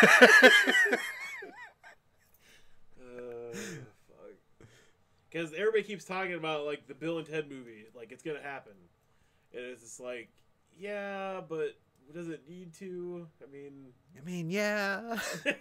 like, Did you see Bogus Journey? Bogus Journey's still pretty fucking good. I want to see Keanu Reeves to renew his character, but to act like John Wick. That strange and stupid too, but like gun 5 people down in some kind of weird gun jitsu, and then like, whoa. no, that's what John Wick 3 is gonna be. It's just gonna be him killing like 20 people in a row in a huge, really well choreographed gunfight. And then fucking Bill, or was it Bill or Ted was his character? I can't remember now. He was Ted. Okay. So Bill dropping in a phone booth. After that, and he's like, dude, we gotta go back. And he's like, dude. And then he gets on. It was all connected. Nobody knew. Wild Stallion!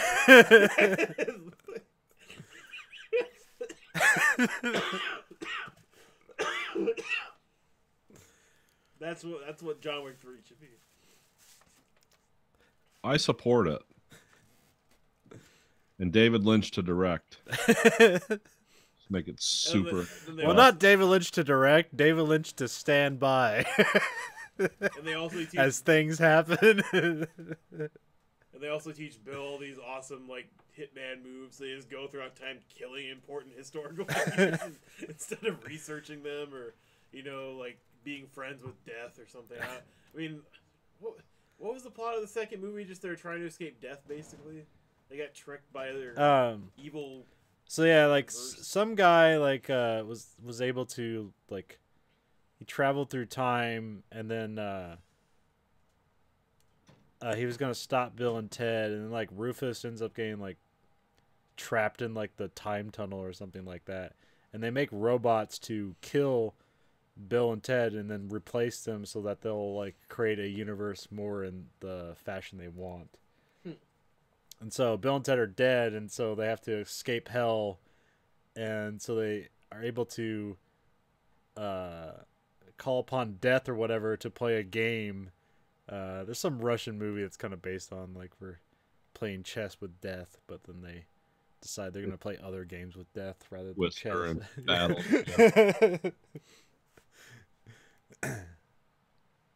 And then they meet the alien. Then they go to heaven and meet the aliens that are in heaven. Yeah, the only aliens. Called Station. Both of them are called Station. They're like a single identity, and then they just like run to each other and become a giant station. And they build other robots out of just spare parts and the Ace Hardware, and then they get those robots to kill the other robots. That's great. That's a great fucking movie. No, I just haven't seen it in so long. It's just something. Weirdly, well, I mean, I have an affinity for it because I was like one of those early like weird movies that everybody hated, but I like because I was like, no, there's something to this movie. Like I know it's stupid, but it's great. And we watched Bill and Ted's Excellent Adventure, and like I just like had to know, so I bought Bill and Ted's Bogus Journey. It's like, does this hold up at all? It's like, no, this is still pretty fucking good. It's like the only thing that didn't work is like there's. Like they call each other fags, but that happened in the first movie too. So I was like the only thing that just will like age this movie is like you can't just call each other fags. Yeah, can't do that anymore. Well, you can, but because the part in the first movie, like they hug and they like jump away, like ooh, fag. And then it was this movie, like they're trying to convince the robots not to kill them. It was like, 'cause we love you, dude. And they're like, fags. It's like, nope.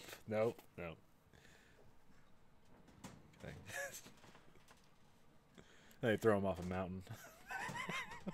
Always weirds me out when people are like, not the anti like homosexual thing or whatever, but just basically, if they like today, for an example, like somebody was, for some reason we got on talking about Wiz Khalifa for some reason, and then somebody talked about like why him and his like hot wife like divorced or whatever. Like she was really hot. Then somebody was like, yeah, but he wasn't that good looking.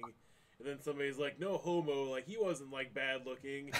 And then somebody comes up to me and it was like asking me for some game or something, and they're like, I'll do anything for it. And I'm like, anything? And like raise an eyebrow and like look at it weird, and then they like back off. Like look like they're really offended, like we did a gay thing. It's like, so no homo, Wiz Khalifa's pretty hot, but I can't pretend hit on somebody. Yeah, that makes about no sense. But No like, homo Wiz Khalifa. yeah. No, Because like, the guy said that Wiz Khalifa wasn't that good looking, so like that's why they broke up or whatever. And so because he was judging how another man looked, it must be gay. yeah, so that's why I said. Okay, He's yeah, like, that's, I'm not gay, but Wiz Khalifa looks pretty good. Like, yeah. I think Joe Rogan's right about that. If you have to qualify that a lot, or you're really worried about doing it, you probably secretly love dick. no homo. I mean, Badge looks pretty good. Like, That sounds like something on that fucking No homo, titties and pussy. That sounds like something out of that Sacha Cohen movie where he was the fashion guy. Bruno. Yeah. And they had his alter ego, Straight Dave. I'm so not gay. I can't even think about dick without throwing up or something. Fucking, it's like, oh, okay, you're obviously. But that was kind of the joke of the movie too. sorry, I've never seen that movie, but at the same time, I just thought it'd be funny to say no homo. It's cringe-inducing, uncomfortable. Well, that's what most of his movies go for, isn't it? Like, just Oh yeah, but this is like really over the top. Like, oh, we got to be more. Well, I never saw that latest one he did. It was like an action movie, and like they end up, Oh, I did. there's like end up spraying a bunch of people with like AIDS Brothers- blood and stuff like Brothers that. Bloom or something like that. It was Well, no, it's something like Brothers something. It's not Brothers Bloom. It's Brothers something. Grimsby. Yeah, Brothers Grimsby. Yeah. Okay, I haven't seen that one. Yeah, well, you can explain. There's some crazy shit in that movie, right? No, yeah, there's some. Well, I remember the like, big some guys. they showed a clip from the movie to Jimmy Kimmel's audience. They couldn't show it on TV, so they just showed the audience reaction to it. And the audience reaction is so like big to it. It was like, what the fuck are they showing? Well, there was one part in a shootout where, for some reason, like he lands on top of him, his balls pop out of his pants and over his eyes, so he can't see or whatever during a shootout. Okay, yeah. Just fucking weird shit, basically. But at the same time, yeah, it's kind of usually what he goes for as far as like shock value over actually comedic, value. But I don't know. Maybe Well, yeah, 40 years from now, it was like, he was a genius. He was trying to shock the world. And What are you trying to say? Sacha Baron Cohen will be Jerry Lee Lewis. We'll be doing Well, telethons for I NBA. mean, looking through the Filmstruck library, there's a bunch of stuff by Louis Buñuel that's showing up. Is what the fuck is this? It's like these weird comedies with a bunch of nudity in them. It was like, I bet this was edgy at the time or something. I don't know. Must have been. But no, it's just something where it's like, yeah, what Nathan said, where somebody has to like qualify for some reason that they're not gay or whatever all the time. It's like, yeah, they're probably gay. It's the same thing with my brother-in-law. Every time he gets drunk, it always ends with my wife and her brother yelling at each other and him talking about not wanting his kids to be gay and like he's not gay or whatever. And it's like, yeah, you're fucking gay. Like, if every time you get drunk, it's just gonna be a drag out, yell out fight about how about gay people, then I guess you're hiding something. It doesn't make any sense. We were talking about Talking, guys. Oh, we have work trouble. Inbound. I was about to say, is like we were talking about cards 5 minutes ago, and now it's about your future son you don't have not being gay. It's always This always comes up when you're drunk. Yeah, it's not leaving your head, is it?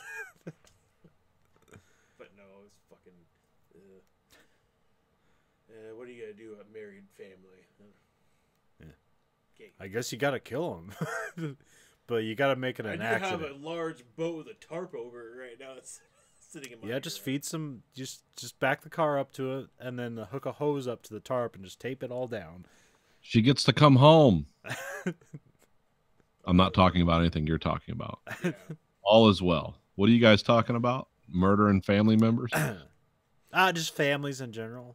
Oh, Families in general. let's mean, talk about that on the podcast. It's for their own good, you know. They're in such suffering. We're just ending it for them. They don't know they're suffering either, but I actually have, I'm really lucky. I have a pretty cool family on my side, and on Stacy's immediate family side, we have a pretty cool family. But then we have people that like put things on Facebook about how the latest school massacre, like all these kids are actors, and it's like, whoa, what are you saying, and why are you saying it out loud, and what are you thinking? Where did you read this? I don't have time to read everything. I just know what's true. It's like, oh, you're saying this? Okay, wow. This Earth is flat, and those are actors. Yeah. Did you see that camera that got shot into fucking space? All CGI. It's a conspiracy involving a cast of millions. And everyone's keeping their mouth shut. Every fucking one. What are they hiding? Yeah. I don't know. It's in a book. You can read it. Fuck that. I don't read the truth. I know the truth. The only book I read is the Bible. That's how I got as far as I did today. Okay. And by read, I meant other people read it aloud to me. Yeah. I've done the research. Exactly what have you researched and where? Where are you getting these ideas?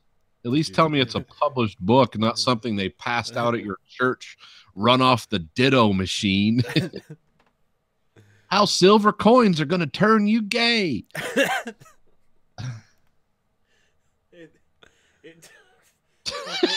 What was that guy's name? Fucking Bible betrayed Jesus, wasn't it? Fucking God damn it. Judas. What was guys did what? Judas. Judas No, because I was going to say a joke, and I was like, just like it turned Judas gay after that silver. Oh, yeah. Betraying Jesus or whatever, but I couldn't think of his name, so I'm like, fuck, what's his name? All that pussy turned Judas gay.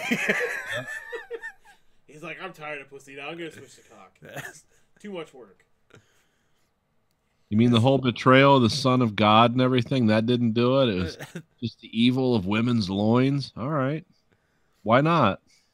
Oh, because there's somebody I was having a conversation with last weekend where I said bullshit because he was talking about this one woman that like complains like it's so hard to get laid. I'm like, this is not, it's like you have the easy part of the spectrum. All you have to do is go out there and say, I want to get laid. There'll be a million men and fucking line up along the block. You can get laid by anyone of them. Feel like a trail of ants into a bag of sugar. Dun, dun, dun, dun, dun. It's like if you were a man, I would say yes, that's true. You can't just go out in the street and be like, I want to fuck somebody, because that's almost never gonna happen. But a woman, you just go out and just fucking. Then he gets shot, and the guy walks by and goes, "Now you're fucked." Got fucked, all right. The same thing with there's always a qualifying mind reading fine print to a lady saying like, I want to get laid. It's like, by the right person. I just buy whoever walks up and not who's listening right now.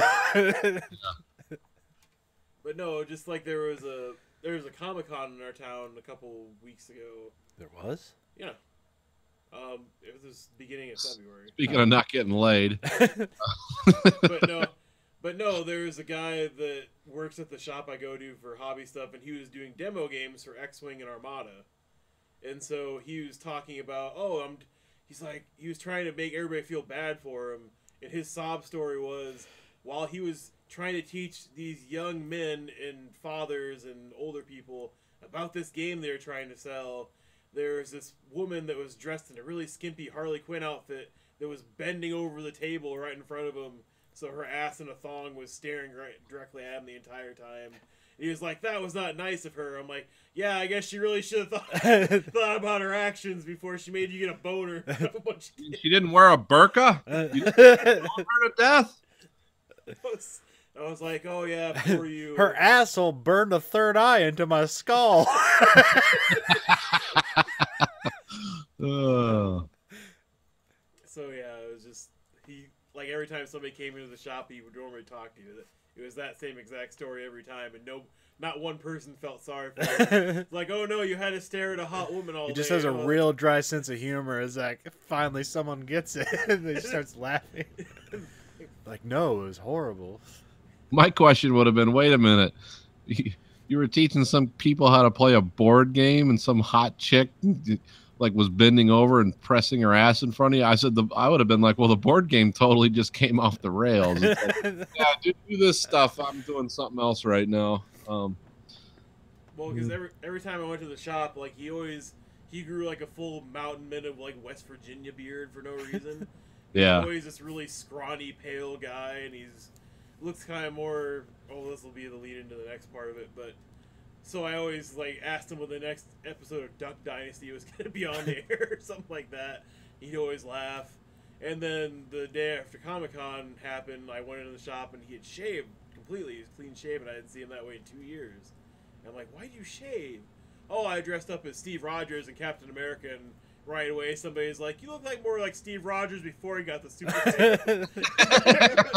Or whatever. And he was like, "That's insulting, sir." I'm like, yeah, exactly how Steve Rogers would talk before he had the serum. Like, it's just, you have to meet him to understand him. But at the same time, it's just like, really? You bitch about a hot woman's ass in your face all day? Bitch about, like, It seared my soul. Would you like some literature about the Lord? Or how about some literature about the adventures of Buck? Starts speaking in Shakespearean dialogue. "Her quim, it bewitched me." Shakespeare in the original Klingon. Yeah. All right.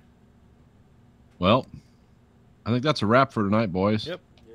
I feel pretty good about this. This is a strong episode. Who knows how many blowjobs? Jump in. I don't. Yeah. Yeah, I just heard Andrew laughing. I was like, "What's he thinking about?" No, I'm just thinking our about the blowjob economy. No blowjob and potatoes. You'll have to cash in and get your potatoes early in the crisis because eventually those skyrocket in price. We start off with Wealth of Nations. We ended up with potatoes and blowjobs. This is how civilization ends, boys and girls. Or how civilizations end. Did I say civilization ends? Yeah. Fine, hand jobs and corn. Like, we don't have to just be a 2 good society. We can be 4 or 5 good. Just do cunnilingus and corn, because then it's alliterative. Okay. What do rooting vegetables, oral sex, and the end of human civilization common? We string these things together. You and your lord. This is how cults are formed. Maybe you can fund your military with hand jobs for hangry. Hand jobs for hand grenades. I feel like I've heard that somewhere before. And he gets to give her a vegetable, and she swallowed his semen.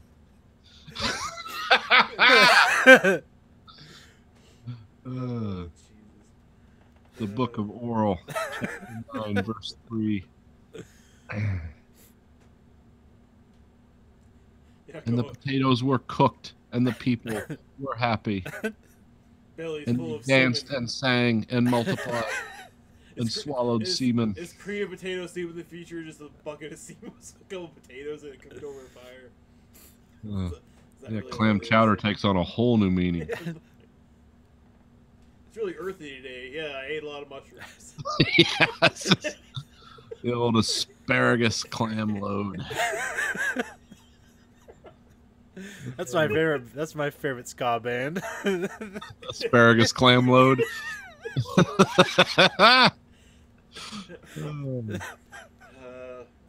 No, just like You gotta hear them live. They kind of suck on tape. Yeah, they don't do good in the studio. I can just see a Shakespearean or thing, just like the land was barren, the people were full of misery and semen. No potatoes to be found. Ah, The famine has stretched for 40 years, but the blowjobs, they were never ending. The cold sores were quantifiable.